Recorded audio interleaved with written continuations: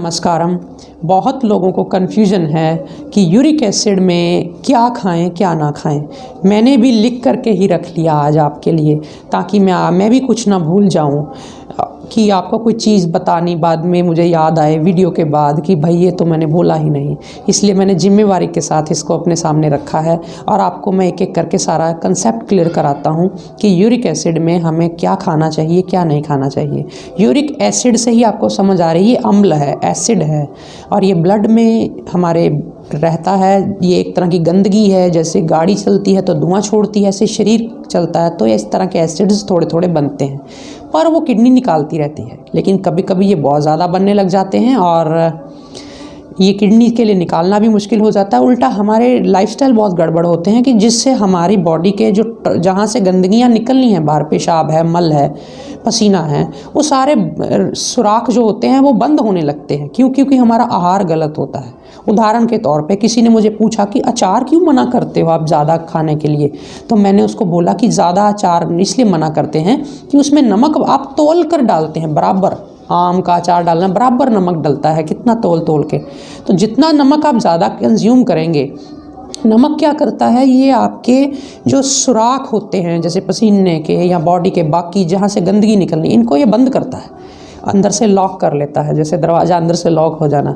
तो उससे फिर बॉडी डिटॉक्स नहीं हो पाती। डिटॉक्स नहीं हो पाती तो अंदर बीमारियां ज़्यादा इकट्ठी होनी शुरू हो जाती हैं। जिस कमरे में कई बार आप भोजन बनाते हैं तो आप डिब्बे में बंद करके रख देते हैं, जिसमें हवा ना पहुँचे उसमें तो वो भोजन भी बदबू मार देता है। तो हमारे अंदर अगर पूरा वेंटिलेशन ना हो, टॉक्सिन्स बाहर ना निकले, तो अंदर क्या हालात होते हैं वो आप समझ सकते हैं।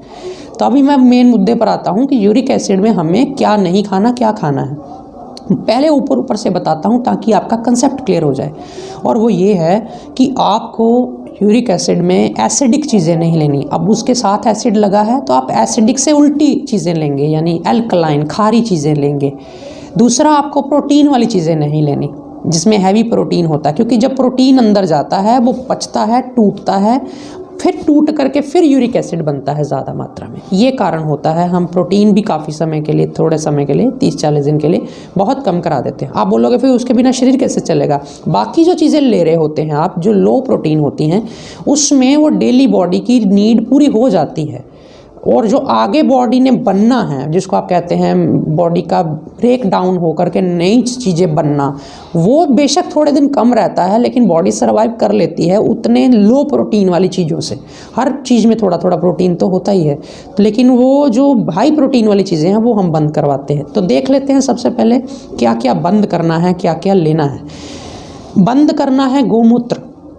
जो भी गोमूत्र लेते हैं, वैसे गोमूत्र कोई नुकसान नहीं, अच्छा है, लेकिन थोड़ा गर्म होता है, पित्त प्रकृति वालों के लिए सही नहीं होता। तो वैसे भी जिनको यूरिक एसिड बढ़ता है, तो यूरिक एसिड इसमें होता है गोमूत्र में थोड़ा सा, तो इसलिए आप वो ना लें जिनका यूरिक एसिड बढ़ता है। बाकी नहीं बढ़ता है तो आप डरे ना कि मेरा बढ़ तो नहीं जाएगा, वो अलग बात है, लेकिन जिनका बढ़ता है उनके लिए गोमूत्र सही नहीं है। दूसरे नंबर पर आती है मूंगफली या मूंगफली का तेल। ये भी प्रोटीन है तो आप इसको अवॉइड करेंगे जब तक कि आपका यूरिक एसिड ठीक नहीं हो जाता। और एक बार ठीक होने के बाद भी ये सारी चीज़ें इकट्ठी नहीं शुरू करनी होती। ठीक है, अगर आपकी प्रोटीन की नीड इतनी सी है रोज़ की, तो अगर आपने एक दिन में किसी ने किसी वक्त मूंगफली खा ली या किसी ने दाल खा ली ठीक होने के बाद, तो वो एक पूरी हो जाती है आपकी प्रोटीन की नीड। एक्सेस ना करिएगा। आपको भिंडी नहीं खानी क्योंकि लेसदार सब्जी है और ये एक तरह से एसिडिक मीडियम तैयार करती है बॉडी में। डायरेक्टली यूरिक एसिड नहीं बढ़ाती लेकिन बॉडी को एसिडिक करती है। ऐसे ही राजमा, उड़द भी बॉडी को एसिडिक करते हैं। सरसों का साग भी बॉडी को एसिडिक करता है। और नींबू ठीक है, लेकिन ऐसे डायरेक्ट नींबू आप नहीं ले सकते। कभी कभार आप जिसमें घी डला हो, ऐसी चीज़ जैसे कोई सब्जी है जिसमें घी डला हुआ है, उसमें आप थोड़ा नींबू डाल सकते हैं। घी और नींबू जब इकट्ठा मिक्स होकर अंदर दाल या सब्जी के साथ कभी कभी जाएगा तो वो आपके यूरिक एसिड को तंग नहीं करेगा। अकेला नींबू आप लेंगे तो वो भी कई बार, क्योंकि ऑलरेडी बॉडी बहुत चिढ़ चुकी है, तो फिर वो आपको तंग करेगी, दर्दें बढ़ेंगी उससे। तो एक इस खुश्क भी होता है खट्टा हर तरह का, तो वो भी दर्दें बढ़ाता है। सारे फल आप ले सकते हैं इसमें, लेकिन आपको इसमें खट्टे फल थोड़े समय के लिए बंद करने हैं। जैसे आपको मना, परमानेंट नहीं मना, लेकिन शुरू में आंवला मना है, या शुरू शुरू में आपको नींबू मना है, इस तरह से, और खट्टे में संतरा आदि मना है। ठीक होने के बाद आप नॉर्मली धूप में बैठ के खट्टी चीज़ें आनंद ले सकते हैं। इसके अलावा सब्जियों में शलगम, मूली, मूली के पत्ते, टिंडा, परवल, ये सब ले सकते हैं। लौकी, कद्दू, हलवा कद्दू जिसको बोलते हैं आप, बैंगन और टमाटर लेना मना भी नहीं है और छूट भी नहीं है। तो कैसे करें? बहुत हल्का सा छिलका और बीज निकाल करके थोड़ा थोड़ा कहीं सब्जी में डल रहा है तो चुपचाप ले लो। ज़्यादा तकलीफ है, जैसे यूरिक एसिड 8, 9, 10, 11 तक चला जाता है, तो फिर टमाटर भी थोड़े समय के लिए परहेज होता है। लौकी ले ली, टमाटर थोड़ा आ गया, करेला ले सकते हैं। करेला घी में तल करके, करेला खुश्क होता है इसलिए उसको तलना अच्छा है, कचरी बना लो। तो रही गाजर, कभी कभी गाजर ले सकते हैं, पत्ता गोभी और फूल गोभी, मशरूम, ये सब चल सकता है। मिल्क प्रोडक्ट्स में दूध नहीं चलेगा, दही नहीं चलेगा जब तक कि यूरिक एसिड नॉर्मल ना हो जाए। क्या चलाएं फिर? आप अगर मिल जाए तो कोकोनट मिल्क ले सकते हैं, अगर नहीं मिलता तो रहने दें। छाछ भी नहीं लेना है। नींबू, सॉस, चटनियाँ, ये भी जिसमें टाटरी डली होती है या खट्टी चटनियाँ, ये सही नहीं है। मेवे ले सकते हैं, जैसे किशमिश आदि, अंजीर आदि ले सकते हैं, लेकिन बादाम नहीं। इसी तरह अखरोट नहीं। प्रोटीन में न्यूट्री, जिसको सोया बोलते हैं, न्यूट्री के नगेट्स आते हैं। मल्टीग्रेन आटा नहीं ले सकते, प्रोटीन में बहुत रिच होता है। सादा आटा लीजिए, चोकर वाला। बेसन नहीं ले सकते, बहुत प्रोटीन में तेज है। भुना चना नहीं ले सकते। दालें नहीं ले सकते। दालें तो आपको काफ़ी समय के लिए बीच में 30-40 दिन बंद रखनी चाहिए, बिल्कुल। बाद में शुरू करें तो हफ्ते में 1-2 बार हल्की हल्की मूंग की दाल से, ठीक होने के बाद। दही मैंने मना कर दी। फलियाँ नहीं ले सकते, उस बीन्स में बहुत प्रोटीन होता है। और राजमा, पनीर बहुत गलत है, आप तंग हो जाएंगे अगर आप लेंगे यूरिक एसिड में तो। बाकी क्या लें फिर? गाय का घी लीजिए, फुल मखाने लीजिए, सब्जियों का जूस लीजिए, अदरक लीजिए, अदरक डालिए अपनी सब्जियों में, अच्छा लगेगा आपको और यूरिक एसिड कम होगा। थोड़ा लहसुन डालिए, करेला लीजिए, ये सब चीज़ें आपके काम की हैं।